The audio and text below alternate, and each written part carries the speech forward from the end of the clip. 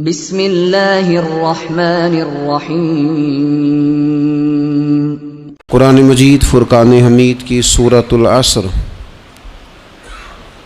امام طبرانی رحمۃ اللہ علیہ نے لکھا ہے کہ صحابہ کرام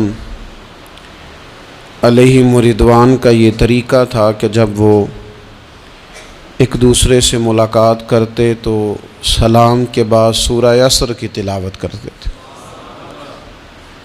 اس سورہ مقدسہ کے اندر اللہ تبارک و تعالیٰ نے بندہ مومن کی زندگی کا جو دستور ہونا چاہیے وہ بیان فرما دیا ہے۔ اس کے انتہائی مختصر اور نہایت ہی جامع الفاظ ایک بندہ مومن کو کامیابی کا ایک بڑا رستہ بھی دکھاتے ہیں اور بندہ خسارے سے کیسے بچ سکتا ہے۔ وہ خاص مضمون ہے اس سورہ مبارکہ کا۔ دنیا میں کوئی شخص بھی ایسا نہیں ہے جو زندگی میں کسی بھی موقع پر خسارہ اٹھانا چاہتا ہو، وہ دینی ہو، دنیاوی ہو، مالی ہو، روحانی ہو۔ خسارے سے انسان بچنا چاہتا ہے۔ وہ چاہتا ہے کہ کچھ بھی ہو جائے میں نقصان میں نہ جاؤں۔ میں نے یہ بھی سنا ہے بعض لوگوں سے کہ چلو فائدہ نہ ہو جائے، برابر برابر ہی ہو جائے، لیکن خسارہ نہ ہو، نقصان نہ ہو۔ لوگ خسارے سے گھبراتے ہیں۔ قرآن مجید کی یہ سورہ مبارکہ ہمیں بتاتی ہے کہ خسارے اور نقصان سے بچا کیسے جا سکتا ہے۔ فرمایا والعصر، زمانہ محبوب علیہ السلام کی قسم ہو۔ زمانہ محبوب کی قسم، ان الانسان لفی خسر، بے شک آدمی ضرور نقصان میں ہے، خسارے میں ہے۔ بعض نے ایک باریک فرق بھی کیا ہے، کہتے ہیں نقصان ہوتا ہے جو انسان آمدن کے اوپر کاروبار کرتا ہے اور اگر اس میں فائدہ نہیں ہوتا تو لوگ کہتے ہیں مجھے نقصان ہوا ہے، اور خسارہ ہوتا ہے کہ اس کا راس المال بھی ضائع ہونا شروع ہو جائے۔ راس جب اس کی ضائع ہونے لگے تو کہتے ہیں اب خسارے میں چلا گیا۔ فرمایا ان الانسان لفی خسر، بے شک انسان خسارے میں ہے، گویا اس کی جو زندگی ہے یہ اس کے پاس راس ہے، راس المال ہے، وہ بھی اس کا سارا کچھ نقصان میں جا رہا ہے۔ کیا سب کا نقصان میں جا رہا ہے؟ نہیں۔ فرمایا الا الذین آمنوا، سوائے ان لوگوں کے جو ایمان لائے، وعاملوا الصالحات، اور جنہوں نے نیک اعمال کیے۔ فقط ایمان کی بات نہیں کی، ساتھ اعمال صالحہ بھی۔ وہ لوگ نقصان میں نہیں ہیں جو ایمان لائے اور ساتھ انہوں نے اعمال صالح بھی کیے، وتواصوا بالحق، پھر ایک دوسرے کو حق کی تاکید کی، وتواصوا بالصبر، اور ایک دوسرے کو صبر کی وصیت کی۔ فرمایا کہ انسان نقصان میں ہے جس بندے میں 4 خوبیاں پائی جائیں گی، وہ نقصان اور خسارے سے بچے گا۔ دیکھیں نا، ایک آدمی دکانداری کرتا ہے تو اسے سمجھایا جاتا ہے کہ اگر تو چاہتا ہے نقصان سے بچے تو ذرا مال خود لینے جانا، دکان پہ وقت دینا، تو گلے پہ خود بیٹھنا، یہ کچھ چیزیں سمجھائی جاتی ہیں اپنے بچوں کو، بلا مثال و بلا تشبیہ، صرف سمجھانے کے لیے عرض کرتا ہوں۔ قرآن مجید نے کہا ہے اگر خسارے سے بچنا چاہتے ہو تو 4 کام کرو، ورنہ تمہاری زندگی روز بروز نقصان میں جاری ہے، خسارے میں جا رہے ہو، اصل مال بھی ضائع ہو رہا ہے۔ یہ 4 باتیں اگر تم اپنے اندر پیدا کرنے میں کامیاب ہو گئے تو تم خسارے سے بچ گئے۔ کون کون سی؟ الا الذین آمنوا، ایمان لاؤ، پختہ ایمان، یقین کامل کی دولت، یؤمنون بالغیب، غیب پر ایمان، طاقتور قسم کا ایمان، ایسا ایمان کہ جو انسان کو اتنا پختہ کر دے کہ اس کے لیے نیکی کے راستے پہ چلنا آسان ہو جائے اور بدی سے خود بخود اس کی طبیعت و چاٹ ہونے لگے۔ پختہ ایمان ہو، مضبوط، وعاملوا الصالحات، اور پختہ ایمان کے بعد پھر اعمال صالحہ سے اپنے آپ کو آراستہ کرو، تمہاری زبان سچ بولے، تمہاری آنکھیں شرم و حیا والی ہوں، تمہارا وجود جب بھی قبول کرے رزق حلال ہی کو قبول کرے، سوچیں ستھری ہوں، نظریات پاکیزہ ہوں، طبیعت خیر خائی والی ہو، کسی کے لیے اچھے جذبات رکھتے ہو،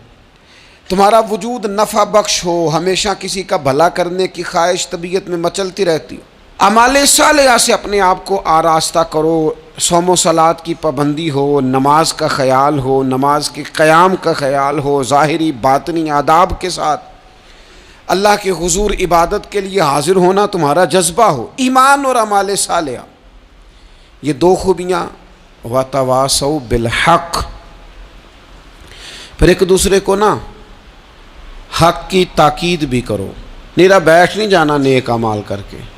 حق نے کی ہیں تیرے ذمے دوہری ذمہ داریاں، خود تڑپنا بھی ہے اوروں کو تڑپانا بھی ہے۔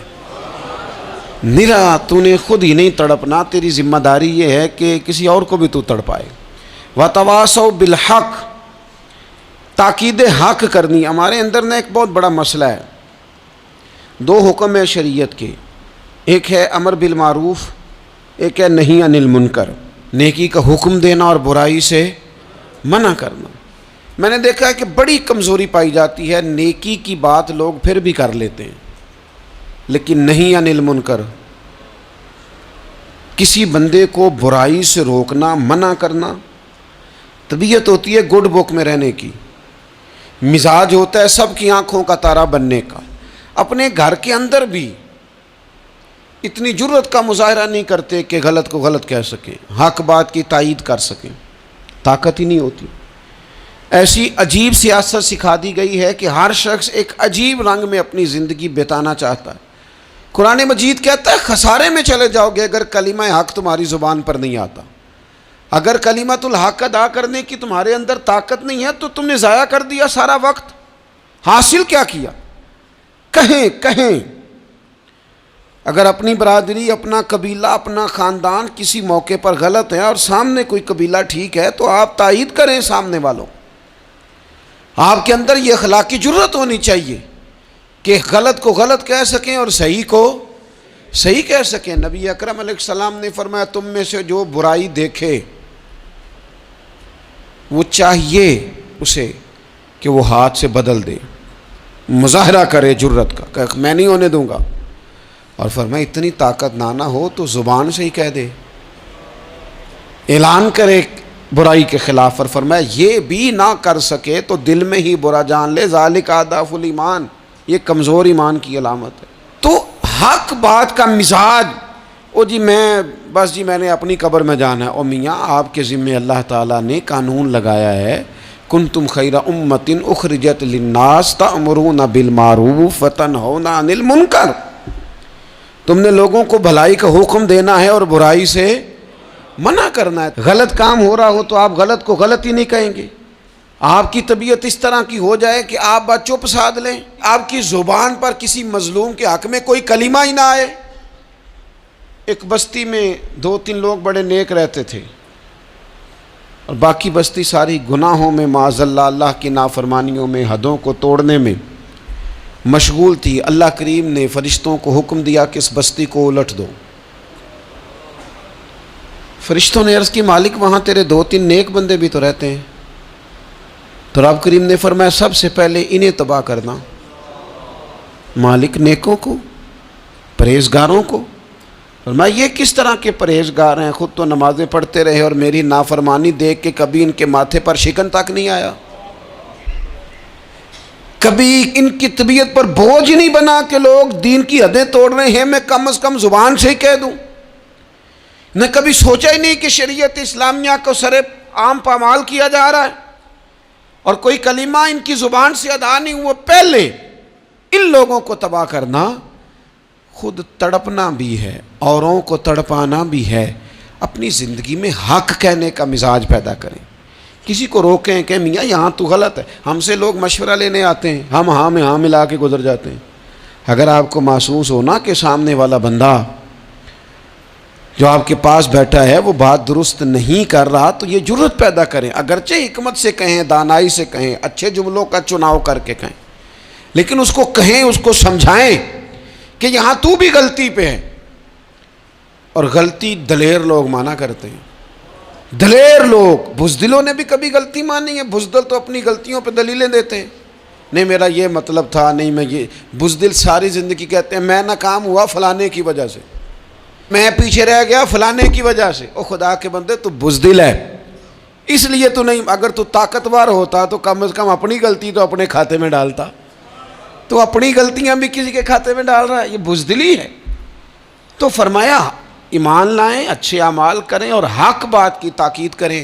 اچھا جب حق بات کی بات کریں گے تو یہ ہو نہیں سکتا پھر تکلیف نہ آئے، پھر مخالفت نہ ہو، پھر ساری دنیا ٹھیک ہے، یہ ممکن نہیں ہوتا.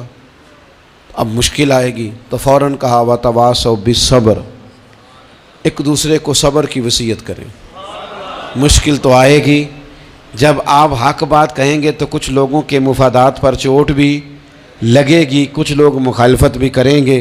آپ کی زندگی اگر صبر و تحمل والی ہے تو آپ کوئی کام کر جائیں گے، آپ کوئی مشن اس کی تکمیل کر جائیں گے اگر مزاج میں صبر ہے. اور اگر صبر نہیں ہے، ٹھہراؤ نہیں ہے، چند قدم نہیں چل سکتے، تھوڑی دیر بھی آپ آگے کی طرف نہیں بڑھ سکتے اگر صبر نہیں.